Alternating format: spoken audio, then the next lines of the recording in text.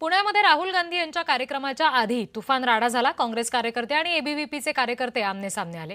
पुण्यात 50 ते 60 काँग्रेस कार्यकर्ते तिथे उपस्थित होते, त्याच्यामुळे त्यांच्यावर गुन्हा दाखल झालाय। सतेज पाटील, वडेट्टीवार, विश्वजित कदम, प्रशांत जगताप मैदानात उतरले। एबीव्हीपी कार्यकर्त्यांनी मुलींना बोलण्यापासून रोखलं असा आरोप करण्यात आला। काँग्रेस कार्यकर्त्यांनी विद्यार्थ्यांना मारहाण केल्याचाही आरोप आहे। भाविपनं मुलीला बोलण्यास रोखल्याचा आरोप करण्यात आला, त्याच्यावरून गदारोळ निर्माण झाला। वडेट्टीवार यांना धक्काबुक्कीचा प्रयत्न झाल्याचा सुद्धा आरोप करण्यात आलाय। तर काँग्रेस कार्यकर्त्यांनी विद्यार्थ्यांना मारहाण केली असा आरोप करण्यात आलाय।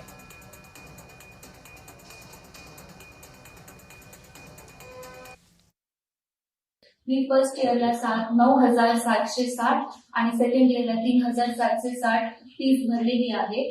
काल आमच्या कॉलेजमध्ये एनएससीयू आणि काँग्रेसचे मॅनिप्युलेट करून बाईटमध्ये हे बोलवून घेतलं की आम्ही पूर्ण फीस भरलेली आहे आणि हे पण बोलले की जर आम्ही इतके भरतो तर नंतर आम्हाला पूर्ण 1,60,000 भरावे लागतील म्हणून, आणि त्यासाठी मी माफी मागते, कॉलेजला माफी। उद्याच्या कार्यक्रमाला जायचं नाहीतर आम्ही हॉस्टेलमधून काढून देतो, हे सगळं होते। एवढे आरोप असताना आम्ही आतमध्ये गेलो, मला 15-20 मिनिटं आत जाऊ दिलं नाही ऑर्डरने।